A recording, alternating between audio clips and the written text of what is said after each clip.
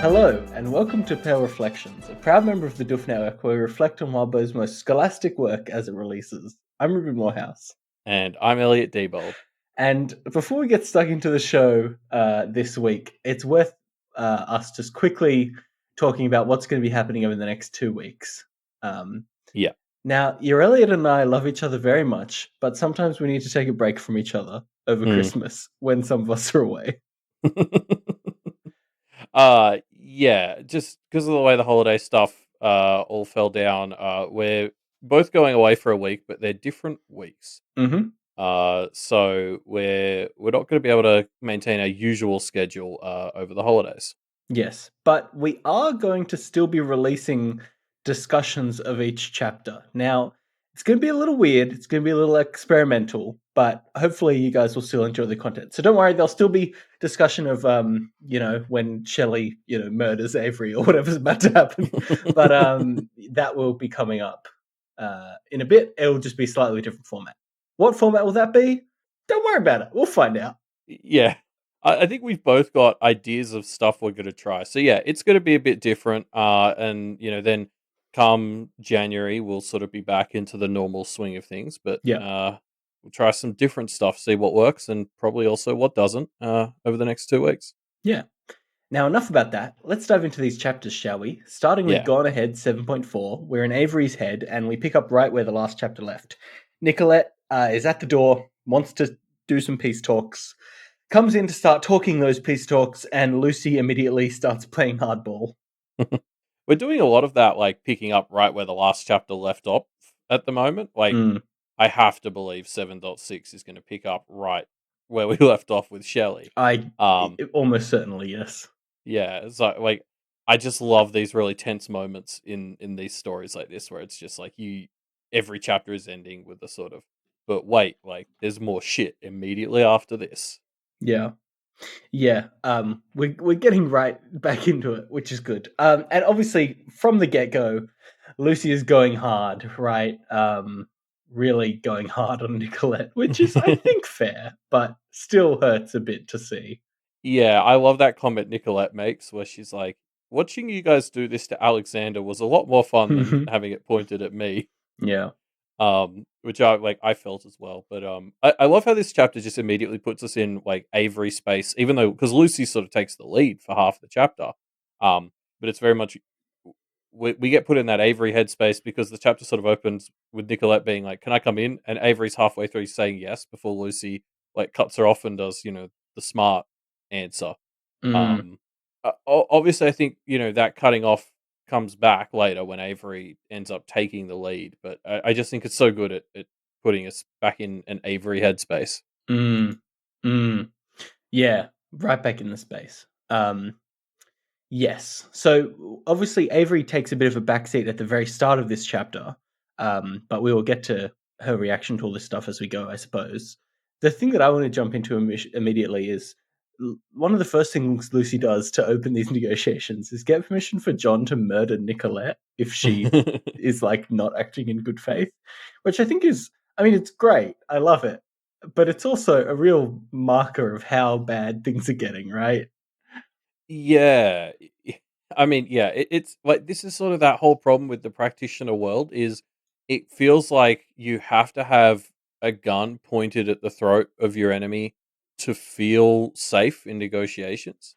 Mm. Like is this really that different to the way Alexander collects ways he can forswear people? Mm. Um, so I Maybe get not. it. Yeah. I get it, and I kind of support it in this instance. But it's just it's such a yeah. I don't know. It's something I wish we didn't have to do. Mm. Yeah, but I guess that's his entire situation, right? Yeah. Like that's it. I'm willing to cut them a lot more slack in this instance because of like what the world or what the BHI is like right now. Yeah. Yeah.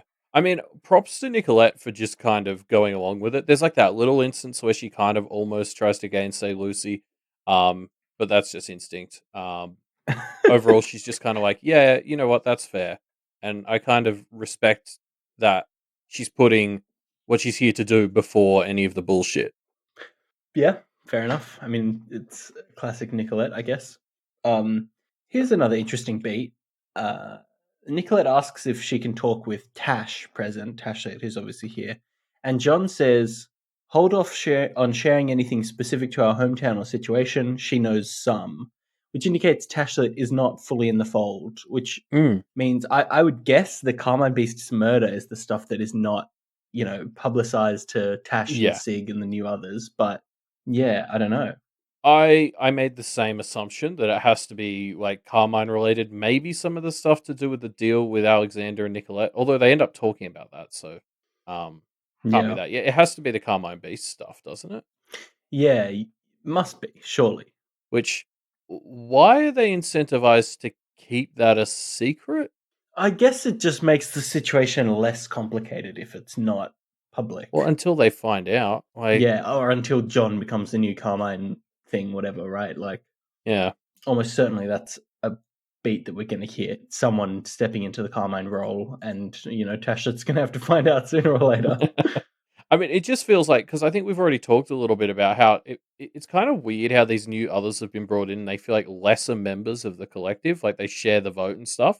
And it's like the fact that they're not even being told about what I would say is a pretty important part of the Kennett situation. Yeah. Um, it just feels kind of gross.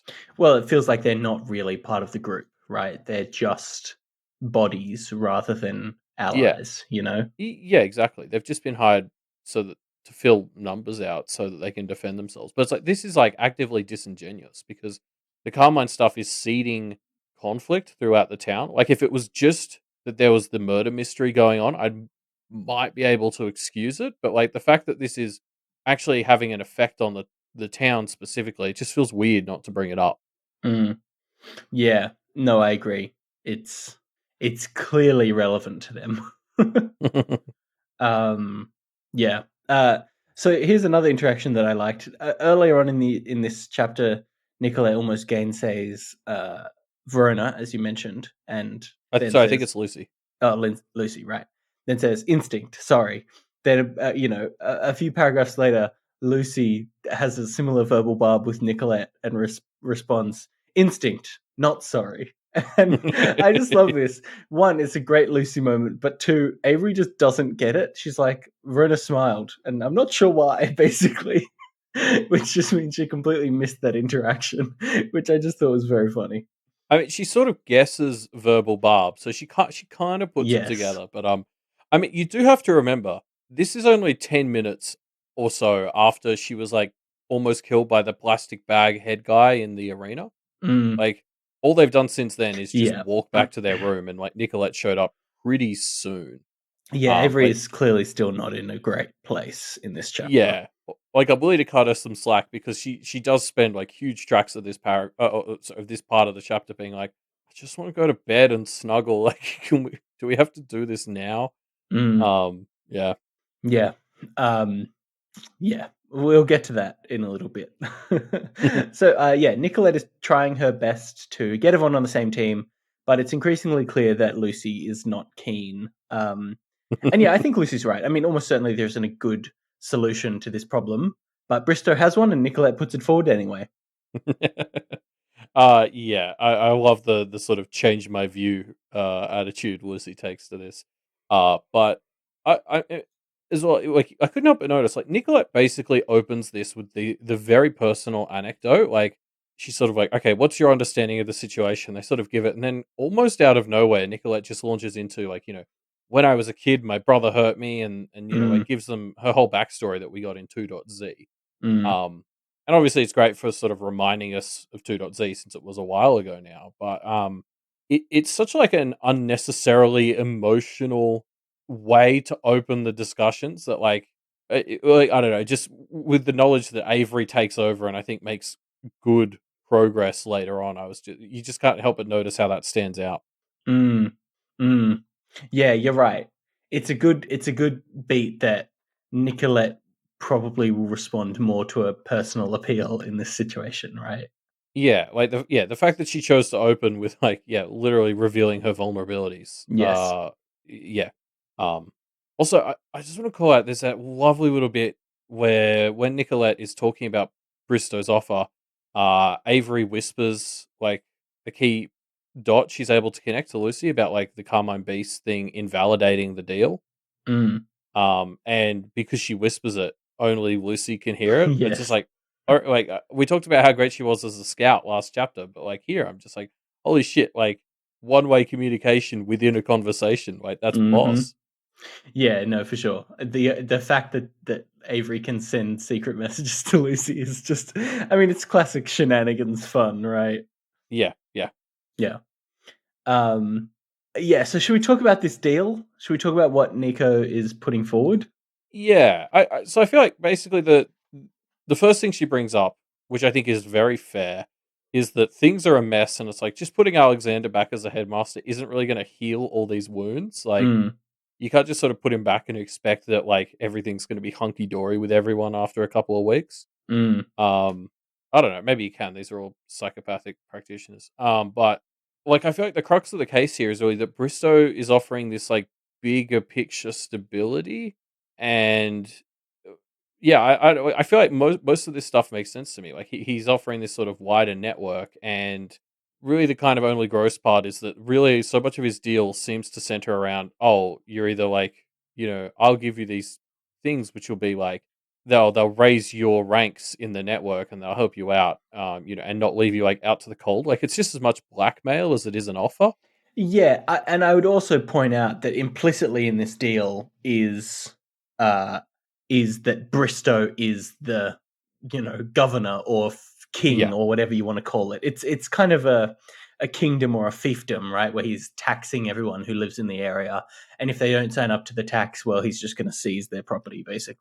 Well, but are the taxes specifically for him, or are they for like the wider? Like, I mean, this is my whole problem with this. So I'm jumping ahead of notes in a little bit, but like, Hmm. I kind of think for the most part, the ideas that Bristow is proposing are actually Yeah. pretty great. Like, I think he's right that this idea that expecting volunteers to realize a wildfire is already blazing and then put it out is really stupid. When there's like we met that. Remember that guy who was like, if Yes. One like of eight the thousand eight people thousand or whatever. Yeah. do the deal, then there's like some giant monumental other like someone should be tracking that shit. Like that's Yes. Of it's course. bad. So like these core ideas are good. Like the problem with it really is that like Bristow's putting himself on top, and that's what Lucy calls out. She's like, Yeah. "Well, can we do it without Bristow then?" And Nicolette's like, "Oh, I mean, probably not." Yeah, the fact that Bristow's putting himself as the king of this system is obviously a problem. And the other problem I think is it's so twisting your arm to be in it. Like, it's either Lucy or Verona who raised the idea that I think it's Lucy that the system shouldn't be something that people are forced to stay in. It should be something where people, yes, are held to account, but also because it's a system that reinforces itself by people wanting to be a part of it, right? Um, I that mean, I don't know if I can agree with that, just because i- like to some extent, I think people will have to be forced to do like to get involved. Like I'm just thinking, if some giant fucking monster comes out and is Yeah, like terrorizing a town, like there aren't going to be many people who are like, oh shit, yeah, let's get into that, Like yeah, I. I actually like the idea of these sort of taxes, or like the idea that, oh, if experts do it, you kind of forced to get in. Like, really, if anything, I feel like this should be the requirement for becoming a practitioner. Sort of like it's like when you yeah. take on the power of being a practitioner, the other side of that is you take on Take this on fucking role. responsibility. Yeah, Yeah. So it's like, as long as you want to keep being a practitioner, you have to deal with these problem elements. And if you don't like that part of it, you just want to do cool magic, then go fuck yourself. Like, yeah. Tough luck. Yeah. yeah. Yeah, that's true. Maybe that's the solution. Is baking it into the fact that, or even like somehow more definitively baking in the power you get as a practitioner in correlation to the amount of good you do. I don't exactly know how that would work, but again, kind of a system that transforms, like, I guess, the awakening ritual and the agreements that you swear, right? Yeah, I mean, Um, I don't know how you do that, yeah, but like, isn't this kind of like I'm just thinking back to like the stuff people have said about the Seal of Solomon, like Miss and the guys talking about the Oni stuff. Like, this kind of sounds like what practitioners were initially created to do, anyway. mm, Like the idea of being a practitioner was you organize human affairs and protect them from the others, and like we've just gotten so far from that that Mm, now it's like kind of revolutionary to consider that you should have to tie being a practitioner to doing the fucking job that it was invented for. mm, yeah. Yeah.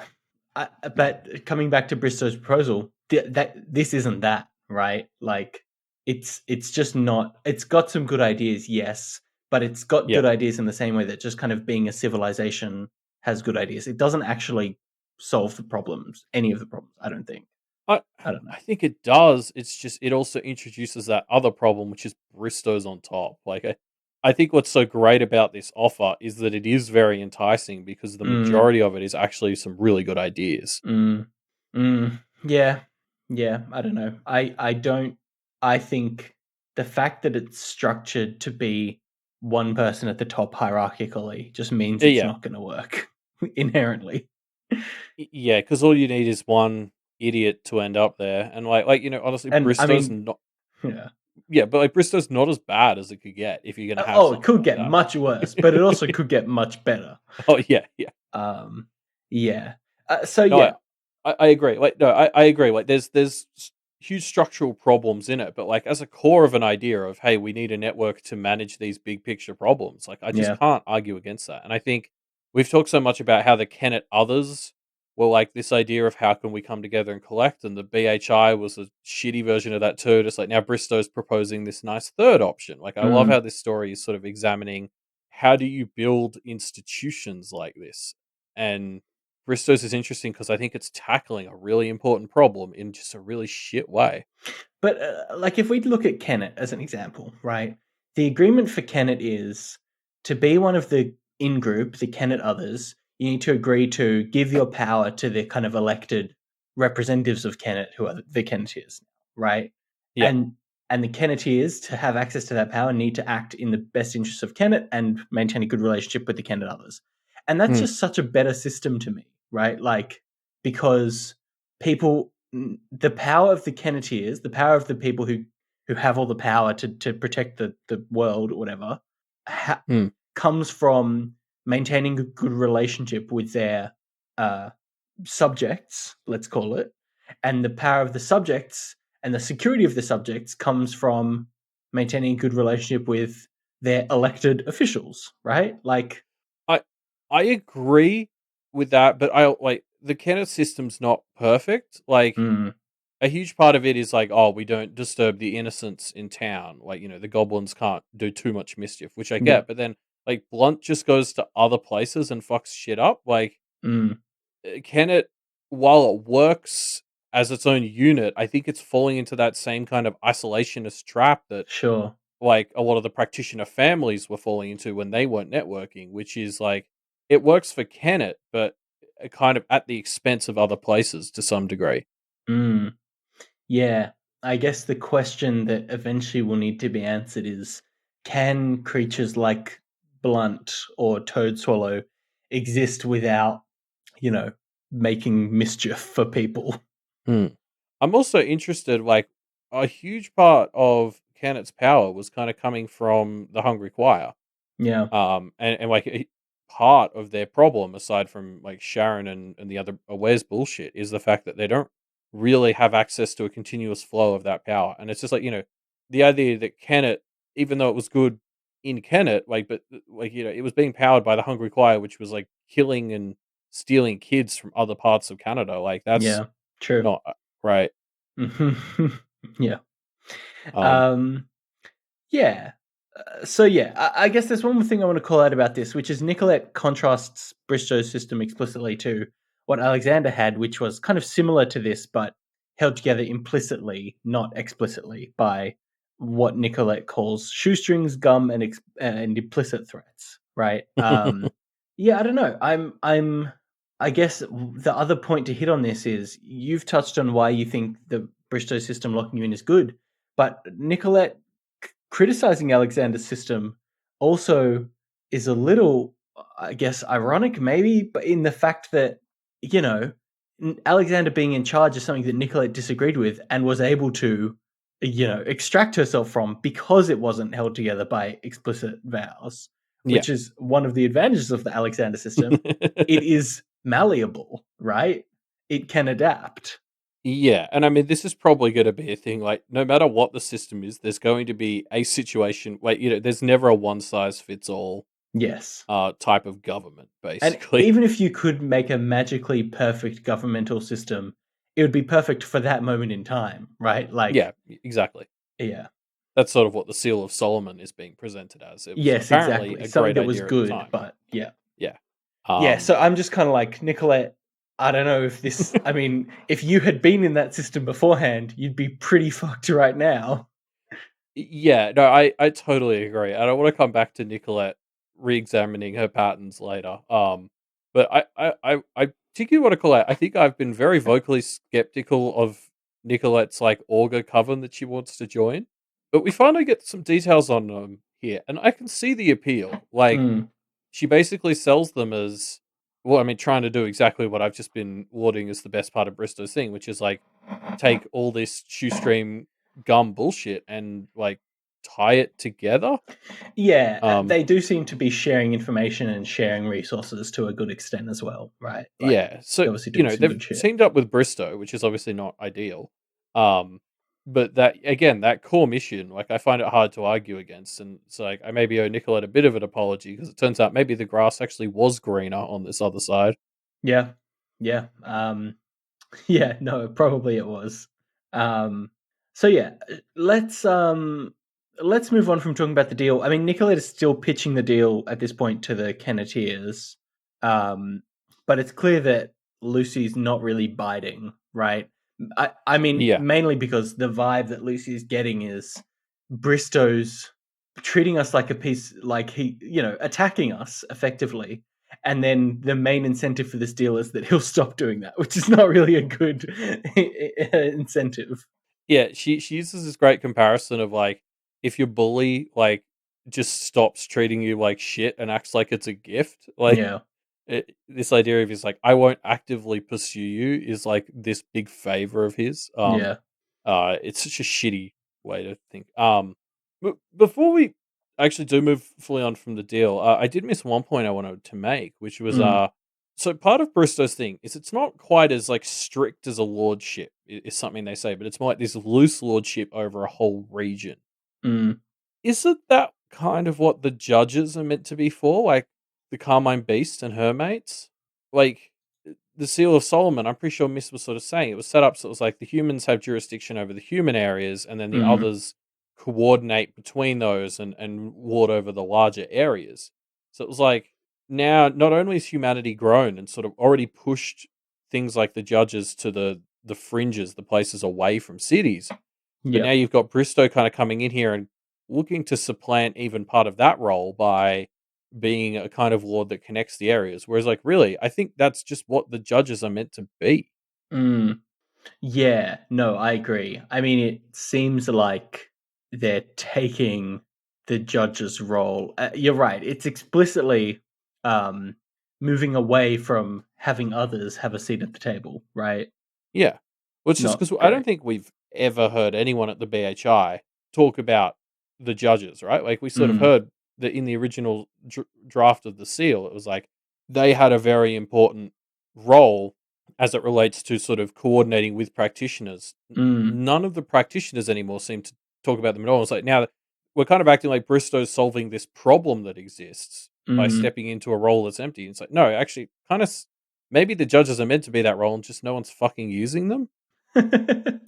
Yeah, or even the fact that they are others, like, makes it so that they can't, for whatever reason, the practitioners at the BHI don't want to use them, or like Yeah. are itching to supplant them. Honestly, just think they just didn't consider others in that like in that way. Like Mm, they, yeah. I just think they just probably didn't think to use them and coordinate with them in that way because they don't seem to work with others in that way. mm, yeah, yeah. Man, what a world! What a world of trouble. um, Um, but yeah, so yeah, I don't know. We've talked about this a lot. It's just it's got problems, and I think the Kenneteers are right for not jumping at it.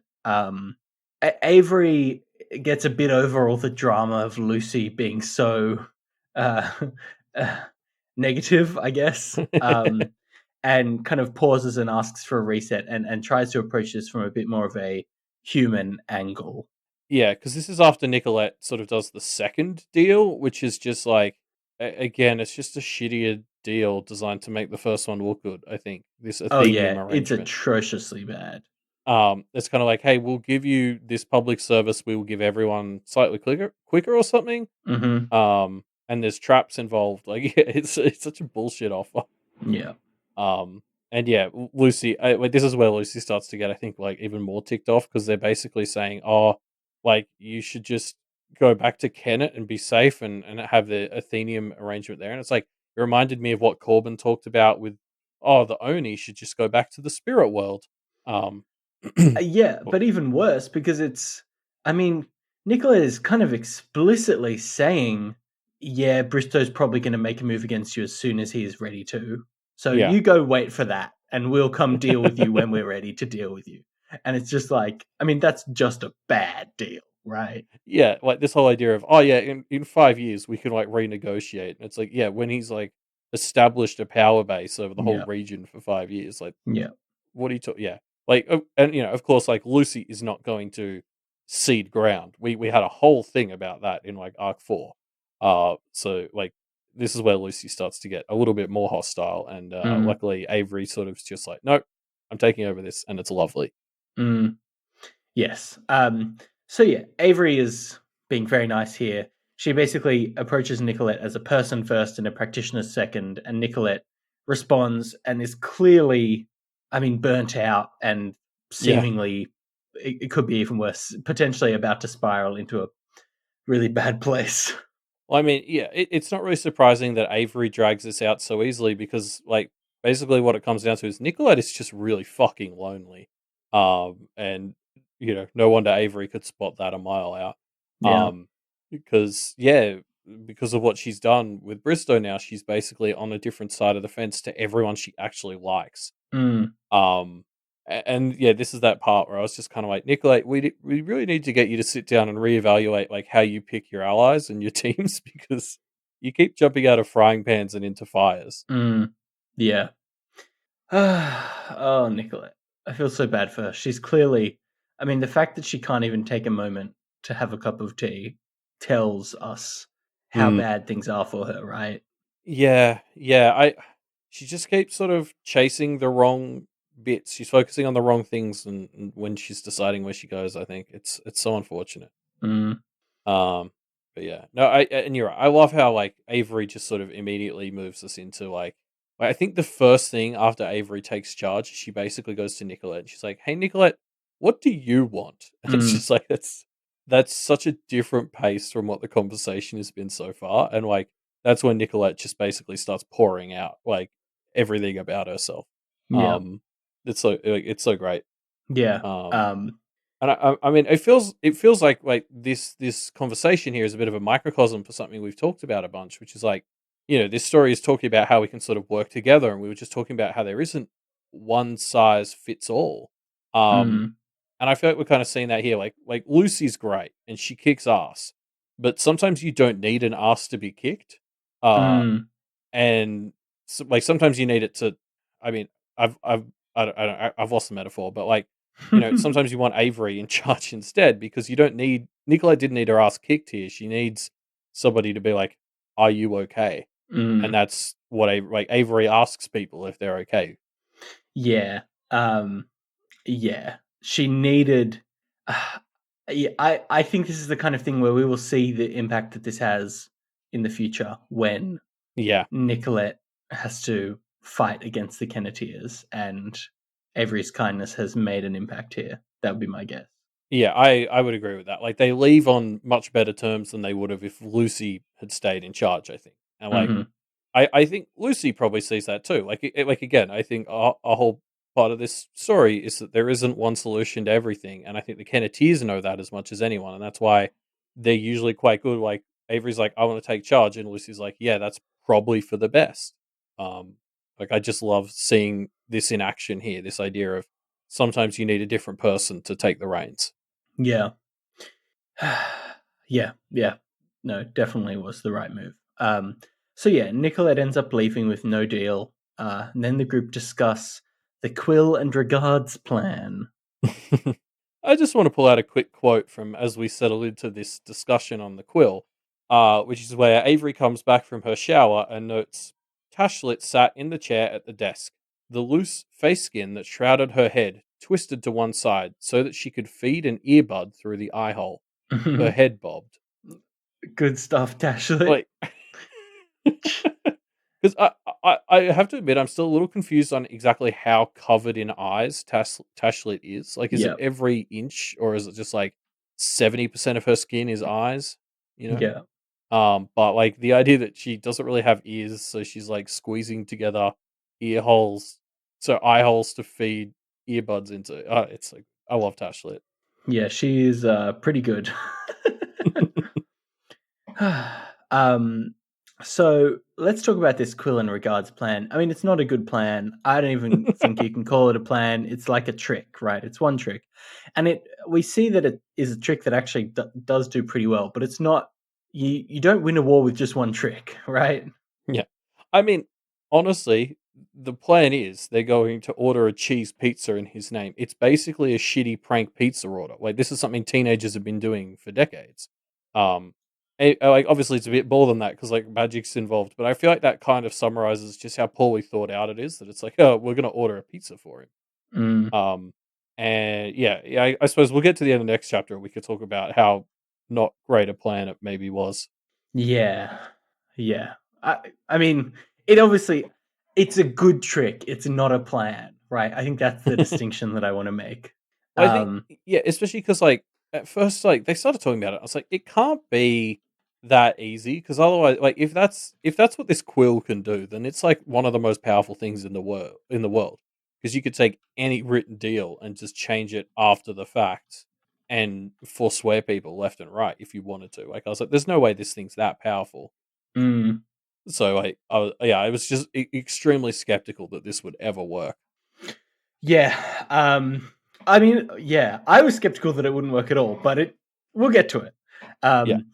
Something I do like about this not plan is how they continue their trend of like doing dramatic declarations to ensure that everything hits home. Like, not only is it fun as a reader or in universe, but not only is it like a good thing to do in universe, but it's very fun as a reader just to give a bit of dramatic flair for like this is why this plan should be allowed to work. Mhm. Almost like they're directly appealing to Warbo himself.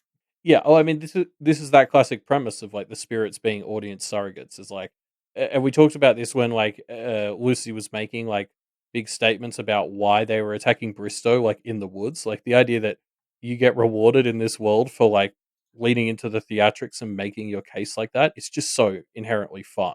Mm, Um, and this was like maybe the one part that made me think, oh, this note plan might have a shot yeah, because it's not just as simple as using the quill. They do actually have to put some effort in around it to yeah. massage the connections. And obviously, I think we see later on that it's probably not enough, but at least they had to try. Yeah, like it's clearly it fucks with Bristow for at least 30 minutes, maybe 45. I don't know, something like that.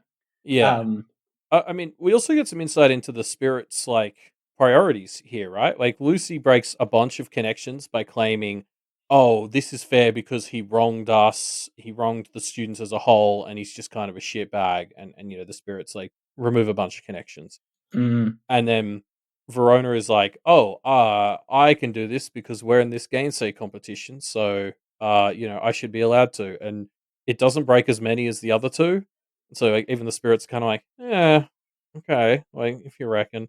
mm, Um, and then Avery's is the wildest one to me because she actually breaks more connections than Verona's, and her point seems to just kind of amount to, he built the school and probably set up the connections with the brownies, so it'd be kind of funny if then they came back at him.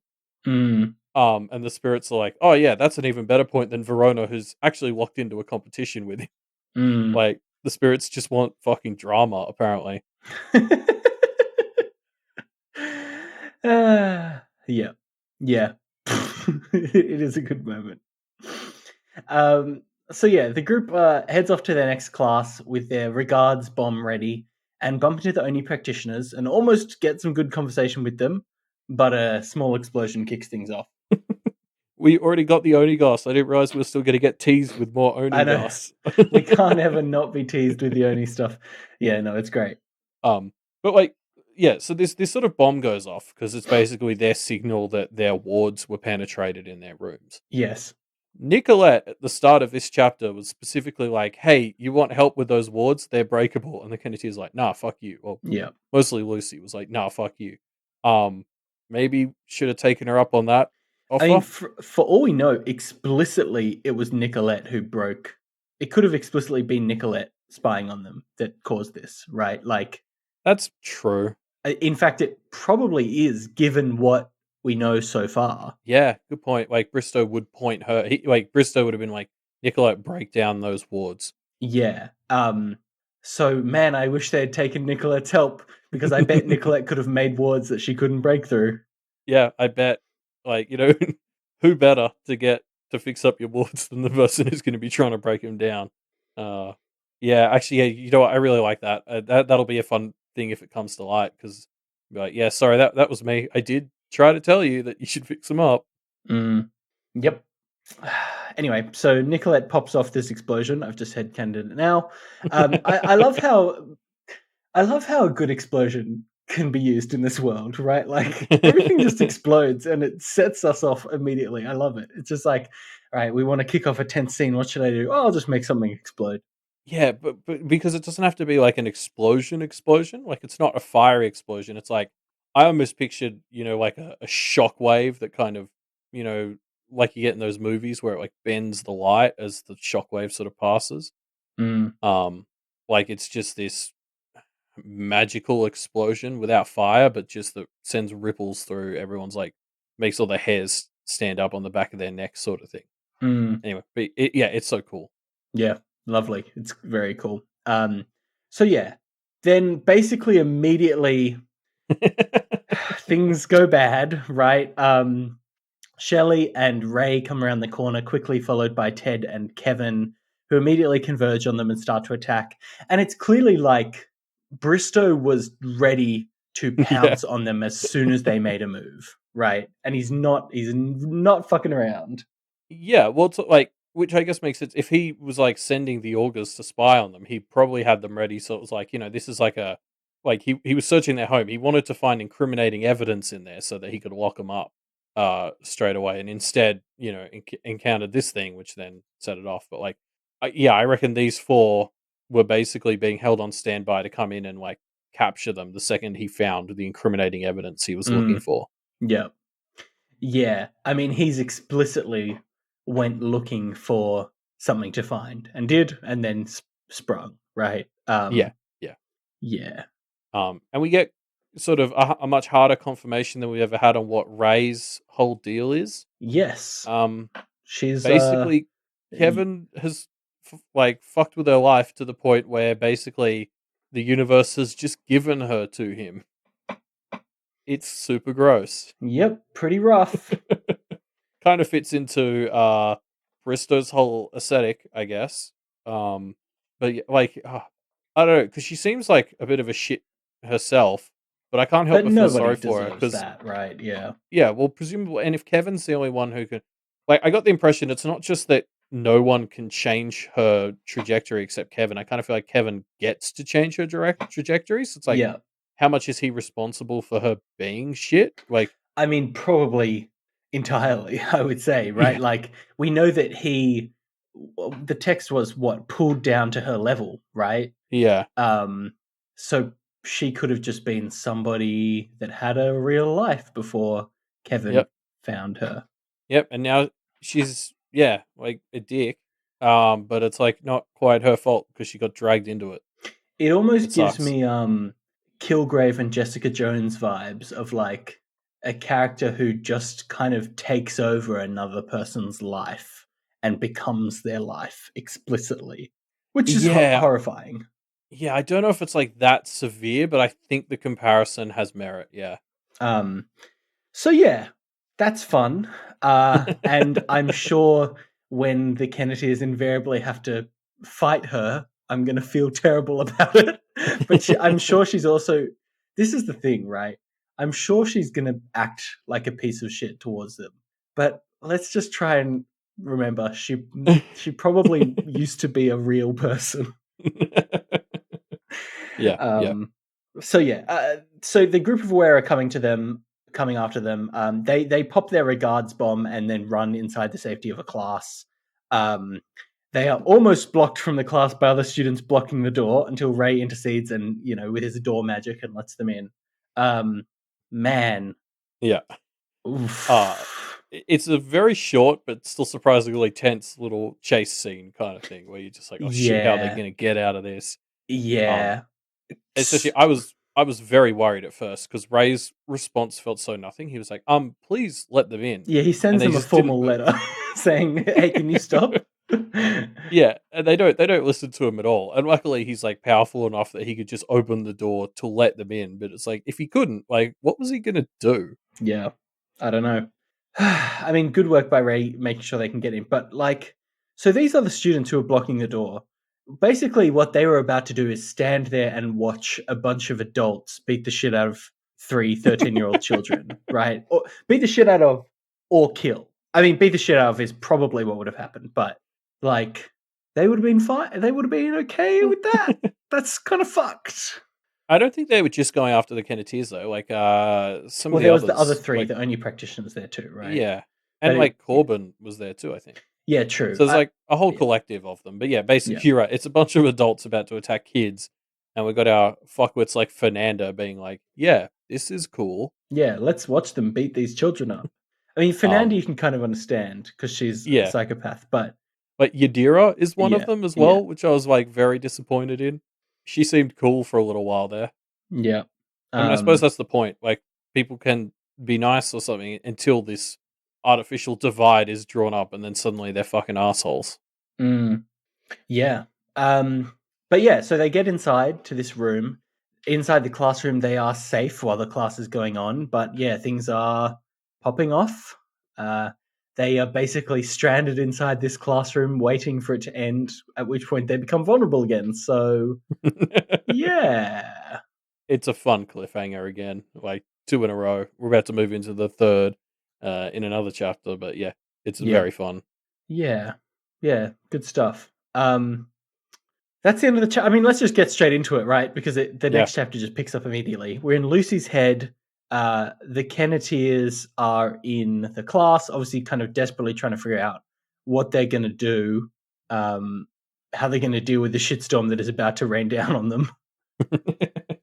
I love how Shellie is like walking around and peering through the windows as well, because not only is it used like really well in the text to kind of intersperse, like just remind us of the tension. Like like halfway through the class, there's like a little bit where Lucy sort of spots Shelley again.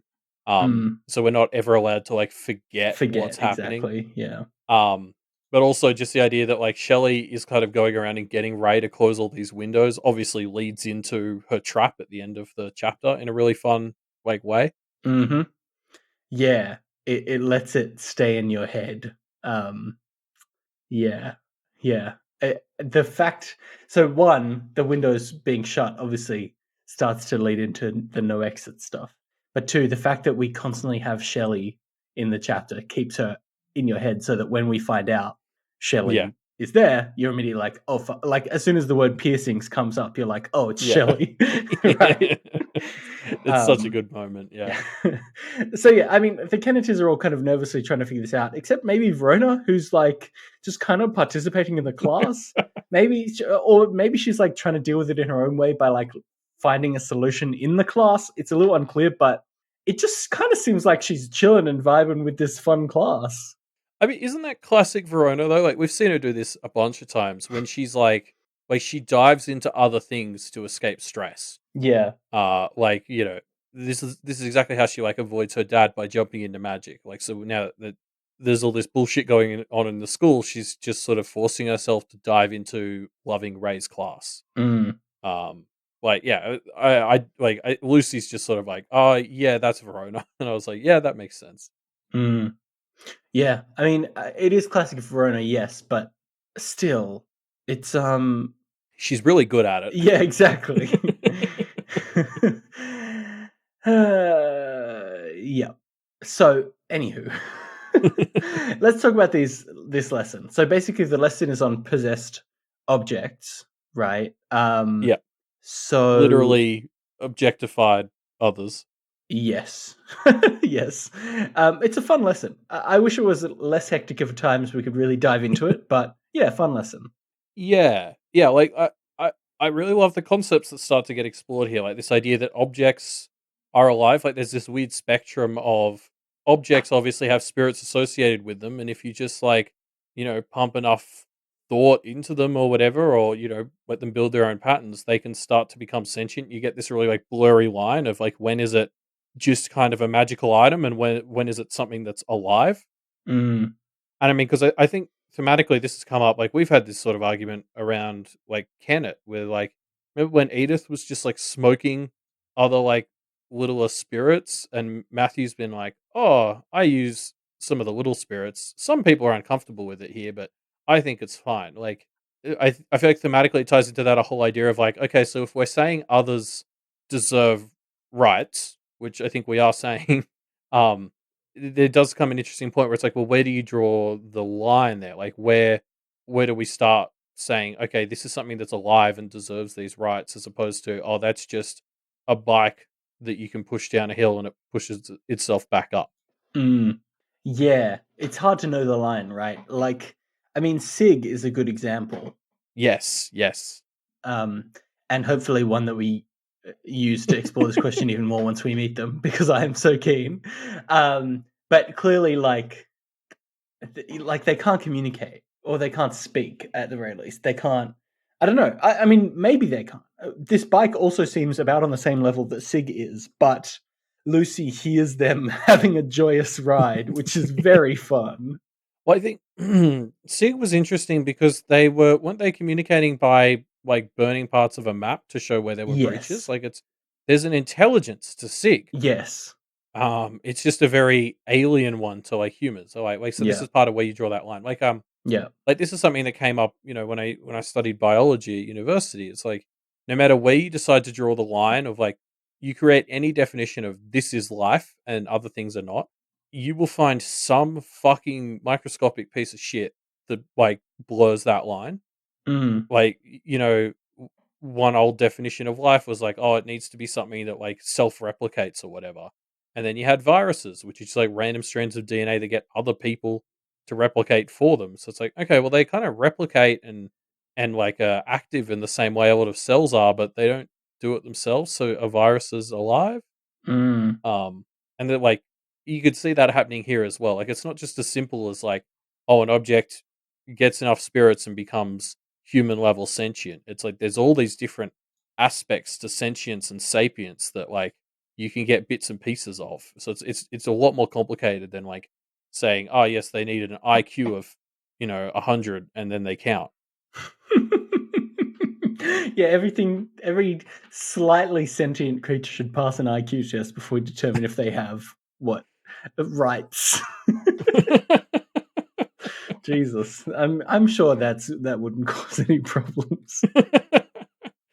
We need all those high IQ others. Yeah. But yeah, I mean, like any like that. The point I'm trying to make, why I picked IQ, is because picking any one single metric is going to be stupid. Mm. Is my interpretation of all this, and like I think that's sort of what's coming up here. Um. Yeah. Yeah. Definitely. Definitely. Um, so this possessed bike, let's touch on it. I think it's adorable that it has fun riding itself around. I think that's amazing. Um, and like both of this bike and Musette, who are about to meet, are obviously very innocuous and adorable. But I mean, this bike's name is Ghoul Orbitus, right? Which is So I thought clearly that was just like, Musette's oh, is name. that Musette? I think so. Or maybe both. I don't know. But um, that name is clearly designed to make them unapproachable and inhumane, right? Yeah, 100%. Like it's that same category. Like this would apply to a ghoul that feeds on like fucking people are just murdered, Yeah. as opposed to like ones that it's like. Oh, yeah, I suppose we'll get into Musette's thing in a sec, but like yeah, like there's just so much about the way Ray handles all of this that I'm kind of like, like I Yeah. get what you're trying to do, but like this is kind of skeevy. Um, like he brings up, oh, I love others that are part of objects because they're much more friendly because they're like more stable. Yeah. Because apparently regular others are basically fighting for their existence, which is like, well, Yes. yeah, like, thanks for doing so much to help with that. Um, but it's kind of like as well. Like I'm thinking on the other side, like we had the Oni, and it was like the Oni's whole problem was that they were just being bound to objects. So, like, I wonder how these two facts kind of fit together, right? Like the Oni was sort of being forced into boxes to stabilize, to become like stabilized and like more usable by the practitioners. And so it's sort of like, okay, the idea of like attaching others to objects actually has some benefits for the others if you do it right. Mm. Yeah. Um. Yep. Uh. Yeah. I don't know. Ray is an interesting character to be this to explore this as well, right? Because Yeah. Ray is somebody that we already have seen and will continue to see in this chapter has some ethical problems, right? Yeah. Like he's not so his heart seems to be mostly in the right place at least, but clearly he's somebody who makes a lot of poor choices. Yeah, we've already had Ray very much established as someone whose judgment is not necessarily bulletproof. Yeah. Um, and like, yeah, like it comes up in this, like some of the other weird ways he handles the others in this is like he kind of keeps. I'm jumping ahead a little bit, but it's Yeah. like with Musette, he's constantly like, "Oh, and you are the cassette player," and she's like, "Not really," and he's like, "But if I heard it," and she's like, "Oh yeah, that would hurt me," and he's like, "See," it's like, Oh right, dude, yeah. He strikes me. You know what he is? He strikes me exactly as like, yes, his heart's in the right place, but he's just so indoctrinated into the system, that he would never question the assumptions that are made. I mean, he's a classic IT guy. He wants the patterns and the systems to be Yeah, precise because the world is a bit easier if everything fits into its categories. yeah, yeah. Like it'd just be a bit easier if everyone just sort of fit inside the boxes. Mm. Yeah. Let's talk about Musette. So Musette comes out from this cursed cassette player, um, and she seems a little spooked, but starts telling her story. Yeah, I mean, what's she got to be scared of? It's just a room full of practitioners. Mhm. I mean, she's already bound. What's she got to be scared of? Yeah, sure. So let's call out this thing that happens where Musette sees Layla and like freaks out momentarily and then gets past it fairly quickly, but it's almost like a recognition that doesn't get explained. That was my read the first time as well. I was like, oh god, have Layla and Musette interacted in the past? Yeah. But like now I'm thinking it's like, well, Musette is drawn to and targets kids who are dying, right? Like, Mm, do we need to send terminally Layla ill. to the doctor? Yeah, shit. Maybe Layla has some kind of terminal illness. Or Or just maybe like is going to die in the next few days from not an illness, but just like the war yeah. or something, right?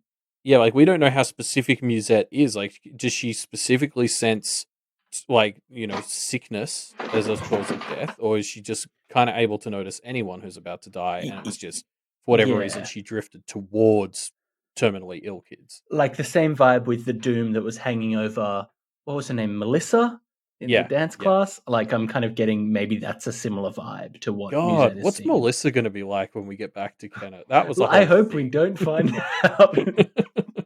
Forgot about Melissa. Yes, so Musette is also very adorable. She feeds Mm. by being friends with the terminally ill children and then kind of like giving them a good final day of joy and happiness. And then maybe eats their body. It's unclear, but I'm sure it's fine. But apart from that, it's clearly good and wholesome and adorable, right?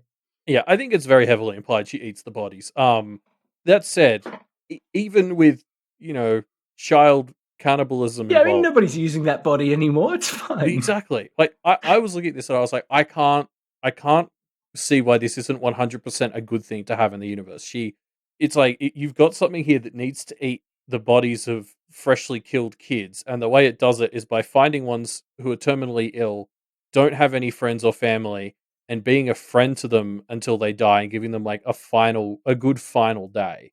Mm, Like, what do you want? Like, and fuck you, Ray, for like finding her. Like, she should be out there doing this. hmm Yeah. Um, yeah, I was fully on board with the Musette stuff. I was like, eat those kids. Like, you're giving them a better Yeah. end than they were going to get. Yeah, it's a fair payment for a good service, right? Yeah. Like, She doesn't hurry them to their deaths. I She mean, lets go of the ones who get better. Like there's just nothing to criticize about the way she goes about this. And if you disagree, please hit me up in the comments because I maybe can't see Elliot, it. let's make an analogy here. What if, you know, a real charity is Make a Wish Foundation, right? Hmm. What if the one condition that you had to sign up for Make a Wish was that they could just take your body afterwards? Would you be okay with that? I don't know. Now that I put it in real world terms, it's kind of really majorly skeeving me out. I mean, yes, but like, Musette doesn't really eat children's bodies by choice. Sure, sure. Like if we're gonna have others that have to eat human bodies, Yeah. this is the I way to do it. I guess a more apt analogy would be, what if Make a Wish was a machine where you promised it your body and it, spat out John Cena's? Like it could change children's Yeah. bodies for John Cena's or something. Oh, then I definitely do Yeah, then it's fair. it. Okay, cool. So yeah, Ray notices that nobody is paying attention, and gets a bit stroppy, so moves to end the lecture early. I mean, he does, to his credit, he does have a point that just making the class go longer isn't actually helping. It's Well, just, I don't know. I mean, that's not a great argument in my mind. I mean, why not? Like, they have to face the music sooner rather than later. Yes, yes. I don't know. It kind of gives me the vibe of being like, oh, you have to learn to swim sooner or later. So here, I'll push you in the deep end of this pool, right? Like, if the class had gone on for longer, maybe the Kenneteers could have thought more about how they can protect themselves. Or Ray could have said, hey, why don't I make this class go on for longer? And instead of teaching about possessed objects, we can teach about how to protect yourself against the aware or something. Like, there are a A lot of options that defense, Ray has here. a defense against brownies 101. Yeah, right? Like, Ray could have taken a few options that aren't just like, fuck it, you'll be fine. I mean, after the class ends, he does let them stay in the room, which remains protected. Well, yes, ish. He, yeah, and he does do the thing where he offers to like arrange transport for people if they need it, which is obviously good. But the fact that he's working so hard to be impartial again, just kind of makes him Yeah. feel like a tool in this No, situation. like that's the part I have a problem with. But that's kind of a separate issue to like ending the class. I think. But, Yeah. Well, I might just be arguing semantics more than anything else. Yeah. Yeah. No, But yeah, why don't we get into what an impartial man Ray is being here? Because it's Okay, like he gives a whole speech on yes. it. And he's sort of like, I mean, basically he comes across like a global corporation where he's sort of like, Yeah. oh, if I take a side in these local politics, then that might affect my relationship with this other With government. other things, yeah, exactly. And so he's like, I can't really afford to take a political stance because I need to, continue to run my marketplace. He actually uses the word marketplace. To his credit, he does like sort of make the case that his infrastructure is doing a lot of good. They're sort of managing this new frontier of problems, although how much is he also creating them? Might be up for debate, but Mm. I mean, I guess, I always just come back to this idea. It's like, what's the point of doing this other stuff if you can't help the people around you? Yeah. Yeah. I mean, I guess Ray would probably make the um the like fully altruistic argument, or the purely logically moral argument of like, I'm helping more people by numbers, therefore it's better that I do that. Yeah. Although that's like an ironically short-sighted, like point of view because True. if Bristow takes over here, like, Yeah, he's does he putting a think he's system just into going to be? place that will last. Yeah, and that will like does Ray really think Bristow's going to stay out of his shit? Like, if someone like Bristow takes, like Bristow collects shit, he's going to see Ray and all that stuff in the air, and he's going to be like, me wanty. Yeah, exactly. Yeah. So yeah, I don't know. Like, I'm just like, Sorry, you just reminded me of that. I was You just quoting the holiday special. yes, that's what I Yeah. was. Yeah. If you guys want to know what the stupid shit Elliot is quoting, then check out bonus content show The High Ground that is on Doof this month. Yes, we just did an episode on both the Star Wars holiday specials, and genuinely, you won't believe which one's worse. Good. Yeah, that'll get them clicking. Yeah, good. Anyway, sorry. Yeah, I don't know. Yeah, like it was just funny to me how like Ray as a technomancer like really sort of felt like a fucking tech company here with the way he's like, I can't get involved in the politics and Yeah. I am doing good, I'm connecting people and solving problems. And it's like, yeah, but if you don't take care of your own back garden, like it's gonna come back to bite you in the ass. Yeah. Yeah. I mean, 100%. And this is again why Bristow's thing is dangerous, because he's setting up a system that will be explicitly perpetuated through vows and solid bonds, right? Yeah. So, uh, Oh, sorry, actually no, before we move on, I just want mm, to talk about John for a second in this segment. Because I think a lot of people for a while now have been commenting on how John's been giving off death flags this arc. mm, Um and for me that really became kind of clear when he forms this connection to Musette, mm. because the Kenneteers kind of write it off as like, oh, it's because she's like Yolda. Oh Um shit. and it's like, oh yeah, he just sees a Yolda. Oh no, Um don't say it, Elliot. but John even is the John, terminally ill child. well, John's sort of like, oh yeah, maybe it's that, but like he doesn't seem to get it. And then Mm, one of the big things Musette says is, oh, I like to listen to music to kids with the kids right before they die. The last thing we see here is her and John listening to music together. mm. God damn. I'm Elliot, you're a very monster. very Why would you concerned. do this? No, I refuse to believe that John is going to die. I can't. If that happens, I can't accept it. He's I just my favorite. I mean, like, what I'm very worried about is like if it's true, if like music just has this general sort of you're about to die sense, and it is working on John, and that's why they're listening to music together. That means we've got like a day tops. I mean, presumably this fight with Shellie and or the brownies will be where it happens. Mm, So expect it in the next chapter or two if it's going to happen. mm. And if it doesn't happen literally next chapter, then it's never going to happen. And you can call me Forsworn if I'm wrong. I mean, what's great? Those are going to be that's the week I'm on holidays. So Oh, those will have to those be will be my those will be chapters. so we'll get to Yeah. hear the episode where you lament John's death. If John is going to die, Wabbo, make it in the week I'm away, and then I'll just skip those chapters. Just come back the week after and be like, so Yep. here we are. Too bad So, those other chapters yep. didn't get published. Oh Wonder where well. John is. Whoops. He's probably John's on holiday. vacation. Yeah. He's still going for a while. Yeah. John and Yoda went on a vacation, and hopefully we see them again by the end of the story. But they got a good happy ending, so let's just leave it there for them. Anyway, so yeah, the Kenneteers are still in the classroom here, trying to figure out exactly what's going on before they can make a move. And Lucy uses this opportunity to try and connect with Avery. Yes. Thank you, Dr. Mona. Yep. Dr. Mona for headmaster of the Blue Yep. Heron Institute. I'm kidding a little bit less every time I say that. Yep. Yeah. No, I'm with you. I mean, this was so clearly needed. Yeah. Lucy says, hey, we should talk, or says, she says, my therapist said we should talk. And Avery's response is, oh, what did I do? Right? Like, she responds like she's fucked up. And that's clearly an indication that she's not in a great headspace, right? Yeah. I mean, look, to be fair to Avery, Lucy can often be the disciplinarian Yeah, slash the disappointed mum mum. Yeah, you're right.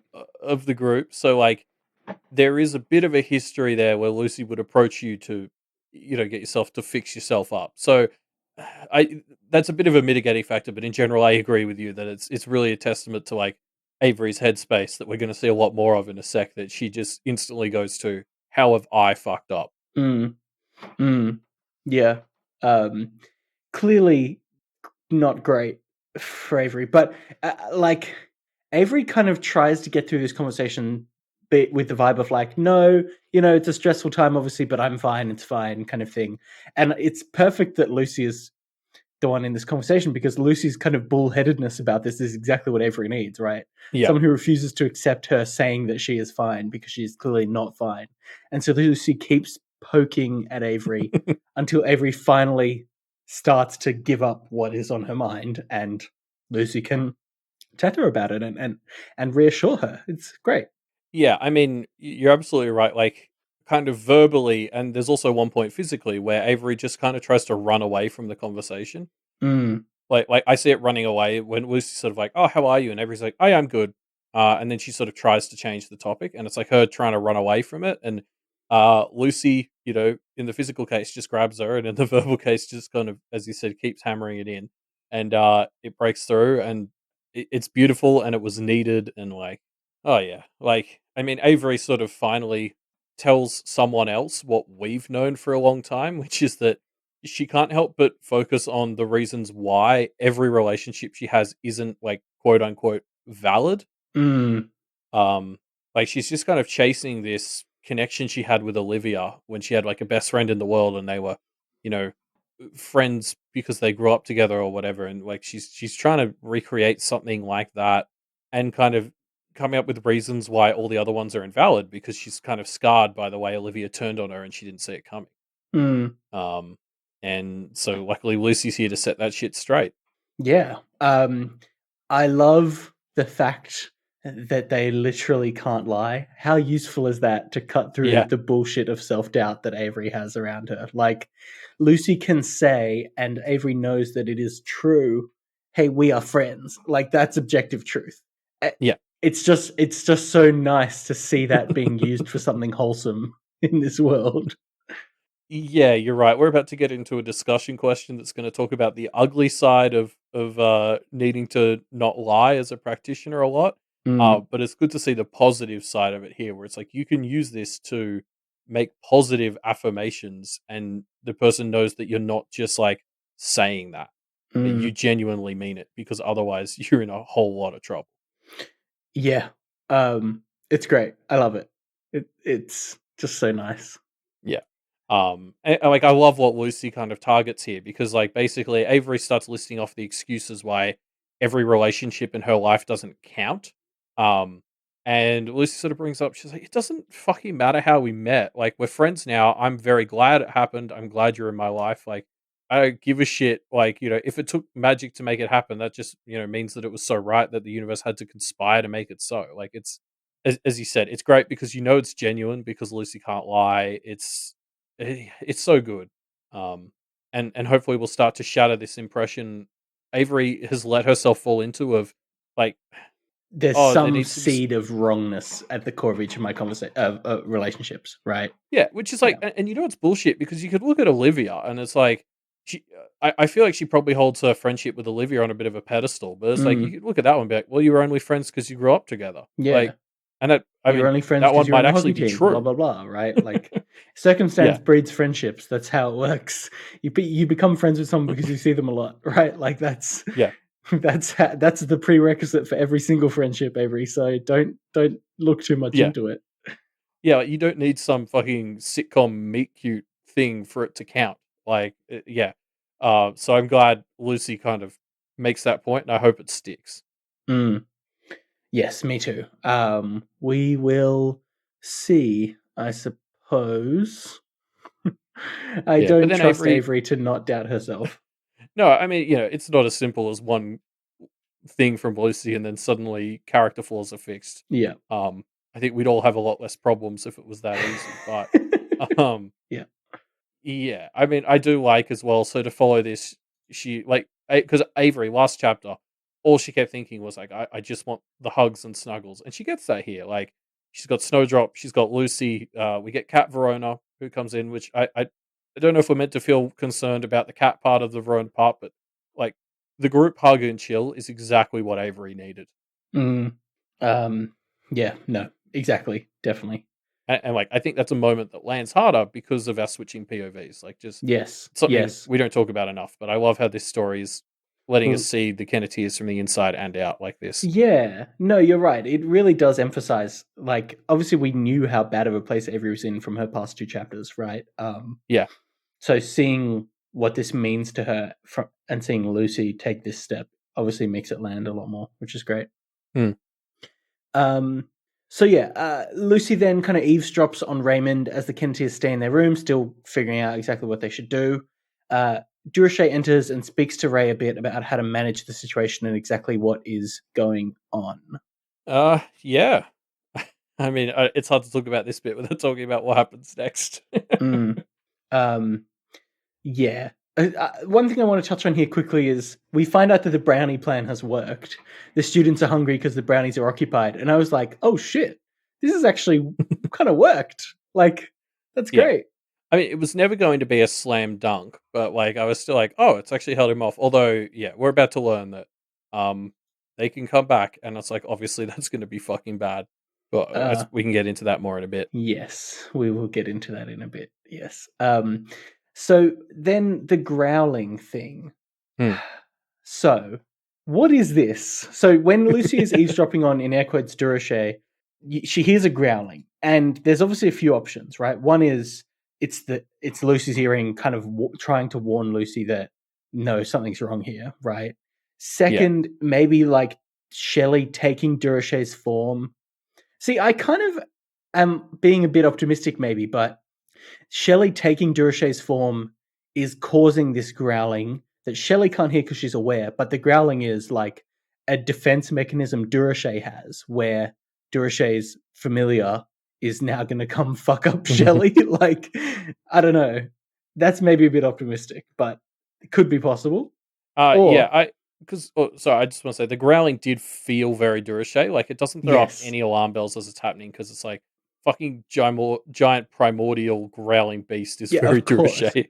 Yeah. There's a third option which is that it's not Duché at all. It's Shellie, and this is just like Lucy getting a bit of a read on Shellie, and Shellie underneath all her bullshit is just purely animal and not and so that's what that is. But I don't know. I'm kind of tending towards something of Durachet's responding to Shelley's fakery is I think my strongest.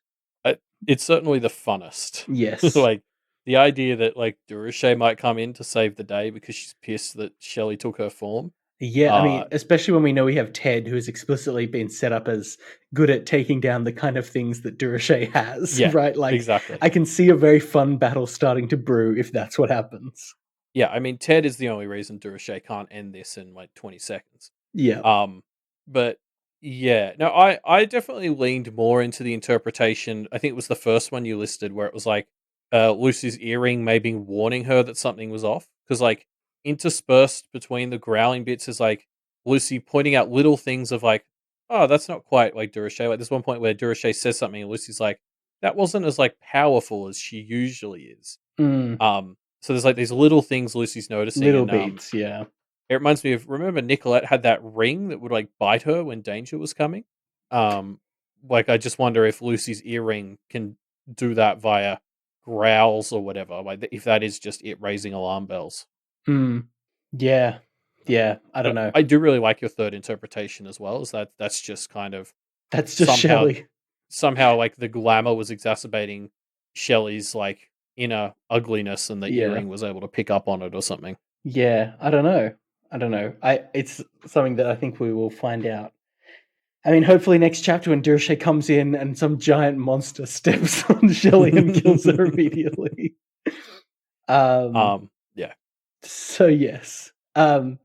Durachet comes in, files the students out of the classroom, asking to speak to Kenneteers. Only when they're alone, it turns out it's not Durachet, it's Shellie disguised, and she's here to stall the Kenneteers until the brownie trick rebounds and takes them all out. This is so fun. Like, yeah, in retrospect, there's so much like foreshadowing stuff. Like as Shelley's beating up the laptop to break it and prevent the room from changing again. Like we slip into the fairy courts for a bit. And in retrospect, I was like, aha, that was a clue. Yeah, I love it. Yep. Yeah, great stuff. Great reveal. I love it. Durachet coming in and wanting to speak to them alone is already like oh shit, what the fuck's gonna happen? And so our tension is already immediately high before we even know what's going on. And so it just kind of spikes up and up and up over the course of these like 3 sentences. And I just think that's wonderful. Yeah, well, especially because it's like a pivot in what kind of tension you have. Like Durashay has this tension of like, oh, is she gonna need to deal with them?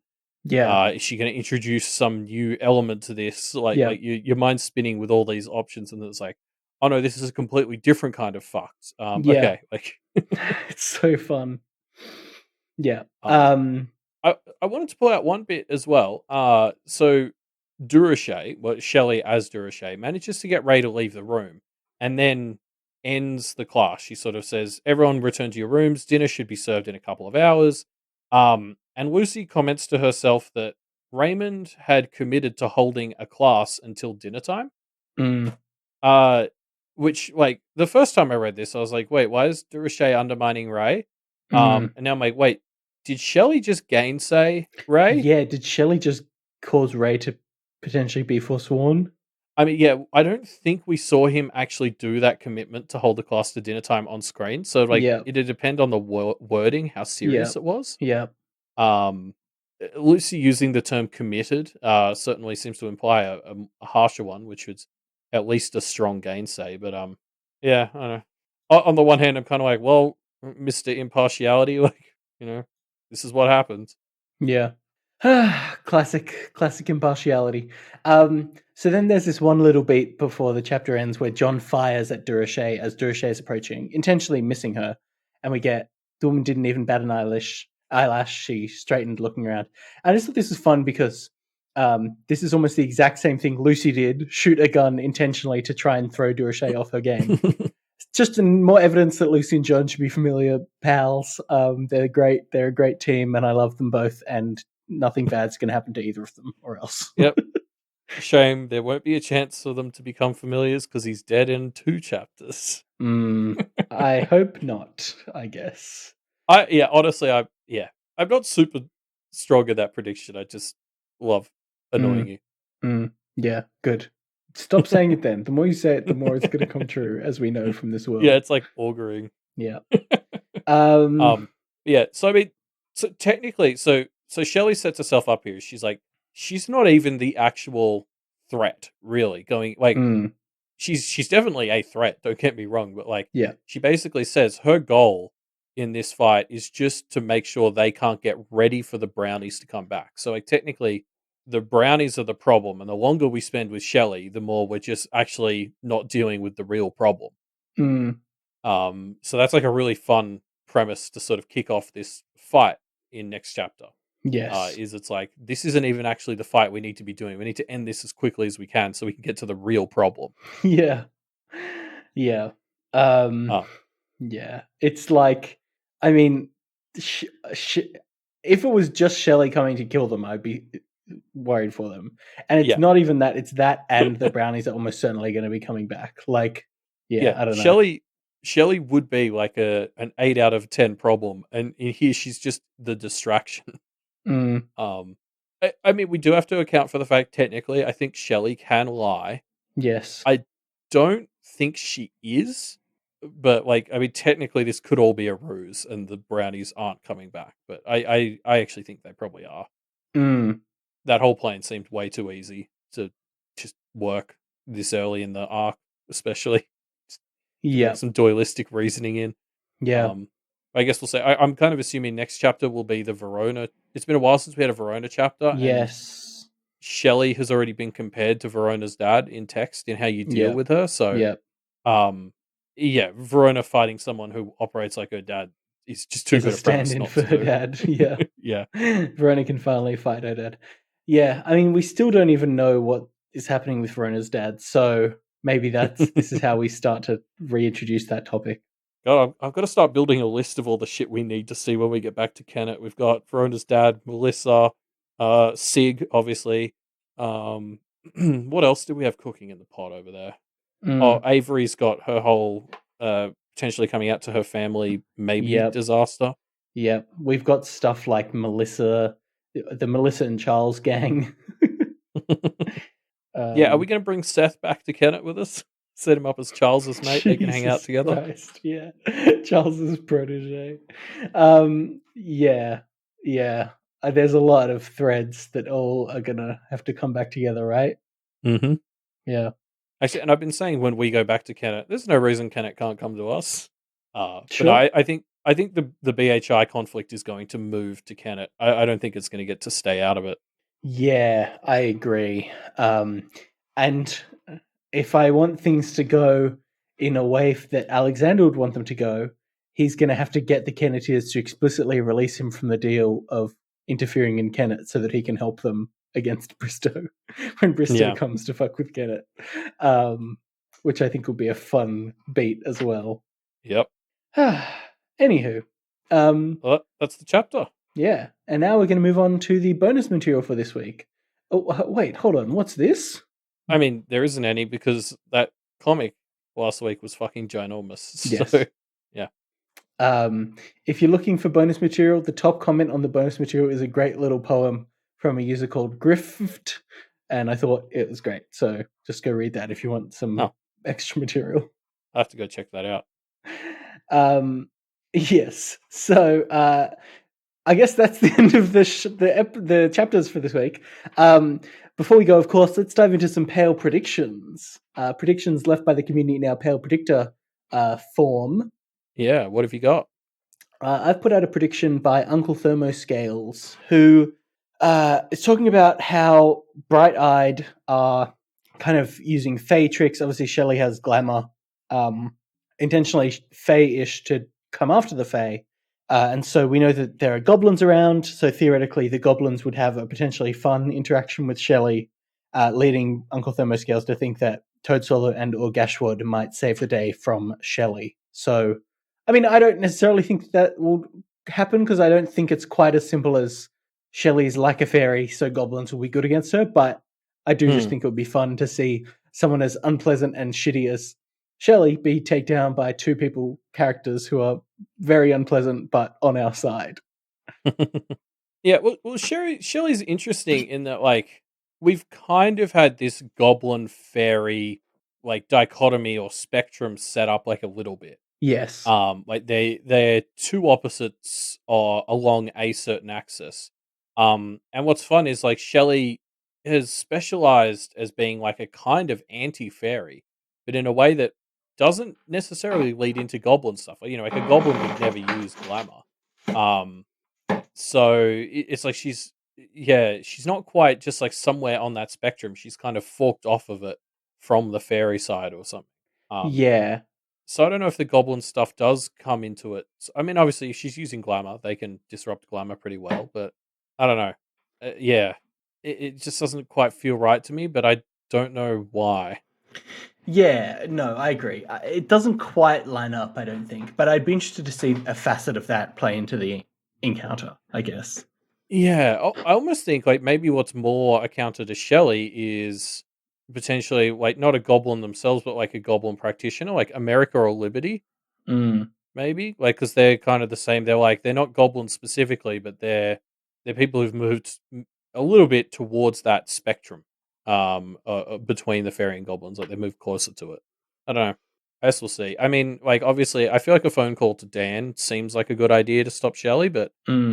I think the story's made it pretty clear that that's not going to work. Like their connection to him has kind of come up multiple times explicitly and been written off. So I don't know. Yeah. John will kill her as she kills him. Yep. Who did you pull out for as with a Pale prediction? So I pulled out like a kind of similar one. This is from Ghostly Bird, who suggests that since Guillerme is so fond of his heroic tropes, he'll show up at the last moment to save them from Shelley. And he'll be able to do this because he'll already have fallen to the Winter Court. And that means that like Silver is kind of on his side now, because we had it set up that Shelley was covered in silver because that's good against Fairy, except for the Winter Court. So this idea that Guillerme will like fall to Winter as his heroic trope and then use that to kill Shelley is actually like a fun idea. Yeah, no, I do think this is a very fun prediction, although it obviously the prerequisite is that Guillermet has fallen to the Winter Court, which again, I feel like we're getting back into John's gonna die territory here. Yeah, Guillermo is also far away. I'm not sure how he gets here. I guess we'll see. Yeah. Uh, yeah, I don't know. I mean, we don't exactly know what falling to the Winter Court is, but it does seem to be analogous to death for fairies, so we'll see. Yeah, but how much is that just them caught up in their own bullshit? Like, True. yeah, I don't know. I guess we'll see. Yeah. Yeah. Yeah, we'll have to see. Now we also had a discussion question last week, and this Yeah. one prompted a lot of discussion indeed, both among us and among the community. Yeah, this has gone on. I think in our Facebook Messenger a bit this week as well. Mm. But we're asking: was Alexander justified in forswearing Seth? Yes. A lot of responses. Almost everyone said no. But there are lots of different reasons. Like, I think that's Yes. why it's still going to be interesting to dive into. Like, our Yes. first one that we sort of got was from Hero of Old Iron, who says no, but does actually agree with Alexander's premise that forswearing is necessary for the power of practitioners. Yeah. So it's kind of like Hero took this side of, not in this case, but there is an argument for the practice of forswearing in general, kind of. And I really hate this argument because I can't refute it. Like, I don't want that to be true, but Yeah. Hero has a really good point that if you let practitioners get away with little lies here and there, that weakens the very concept of practitioners as a whole. Like, Yes.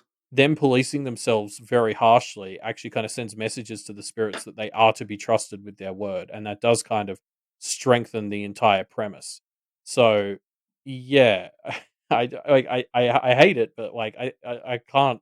Hero's absolutely right. Yeah, no, I agree.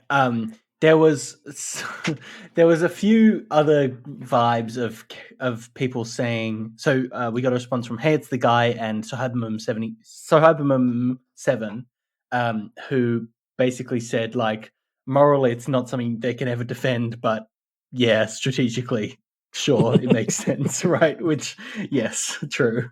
Yeah, yeah. I mean, I guess that's with the word justified. Are we talking strategically or morally? Mm, I suppose that's what. Yeah, that's what it comes down to. yeah. Um, we got an answer from Megafire as well, who kind of cheated and just pointed to their massive write up that they did after 6.z. But I read that when it came out. It's a really good sort of summary. Like, they got to take a lot of the themes of the story and tie them together uh, in a way we don't usually get to do. So, like, I definitely recommend checking it out and sort of seeing Megafire's thing on how a lot of the parts of this story connect. It's really cool, but in summary, Megafire thinks that you can just forswear people who shoot babies. Yeah. Yeah. God. I mean, I want to pull out this one. Let's pull it out because there was one response who who took the old Ruben stance and defended this. And we should dive Sure. into this because I think it's interesting. Basically, a user called Tiev talking about the fact that it was fine. Alexander was right Yes. to do this, and Their final sentence was Alexander Belanger was unironically right, and it's bizarre more people don't realize it. yes. Yeah, I liked this response. It put together a solid argument.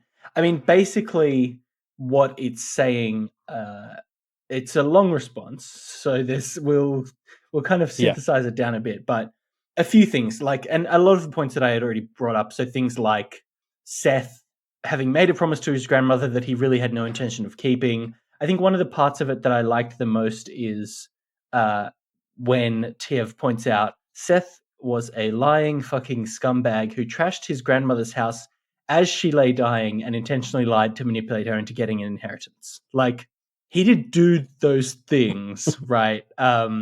Yeah. Promised to not do them and then went and did them. So definitely he broke his oath. Definitely he deserves some kind of punishment for it, right? And I guess the argument is just, is forswearing him the right punishment, or is it a punishment that's so harsh that it should never be practiced? Yeah, I that's definitely like a good chunk of what it comes down to is like reading Tiev's answer and them sort of saying like, oh, Seth, you know, did do these things, so he deserves it. It's sort of like, well, if there was a law that, you could get shot in the face if you didn't eat the crust on your sandwich, and then somebody left some crust on their sandwich, like, do they Yeah, deserve to get shot? No, it's a stupid rule. yeah, Um, so like I feel like that was where the disconnect between my opinion and Tieves really was like Tiev was sort of saying because this is the system, it is justified, and Seth should have known what he was doing. mm, Whereas I'm kind of like, if the system is this wrong, like maybe we should tell it to go fuck itself. Like, especially Seth was like what 15 when he made this promise. Like, I don't think, yeah. Like, well, I guess why are you awakening 15-year-olds? They shouldn't be trusted yet. And I know that we're following the story of 13-year-olds as I say that, but like, yeah, I don't know. I like the idea that like somebody can make a bunch of fuck ups when they're 15 or whatever, around that age, and mm, effectively get the equivalent of a life sentence, mm, um, in this for swearing is just kind of bullshit to me. Um, Especially because I think Tev also says that like Alexander was fair because Alexander may have only done the bare minimum, but that's more than Seth, and that rang really false to me because one of them's a troubled teenager and the other one's a 40-year-old who has just gotten papers explicitly giving him responsibility and power over Seth. mm. Like that's like saying Verona's dad is a good dad because he meets the governmental requirements. Like, yeah, like just because he moral like or yeah, just because he like met the written word minimum requirements for what he had to do, that doesn't mean he has any moral standing, in my opinion. Yeah, no, I Like the think idea that that's Seth was a fuck up, it's like Alexander did nothing to fix that. Like throwing mm, opportunities at him that he realistically knew Seth wasn't going to take doesn't count to me. mm, yeah, fair. Yeah, no, I do kind of agree with that. I mean, one of the reasons why my opinion has kind of shifted on this over time is we had a pretty long discussion in the Discord about what exactly is being forsworn. Is it Mm, analogous to bankruptcy, which it's been compared to, or is it analogous to like lifetime incarceration? Right. Uh, I yeah, think it's been pointed out that Charles's situation of being forced to accept, effects of terminal illnesses is pretty rough, and that's presented as a best case scenario, right? So yeah, clearly, it's pretty terrible. Yeah, so I don't know. I'm not fully with Tiev here, but I do appreciate the point that they are making that Seth really, really didn't really blatantly, intentionally lied and manipulated his grandmother, which is explicitly the kind of thing that forswearing is meant to be a punishment for, right? Um, yeah. No, I agree. Like, don't get me wrong.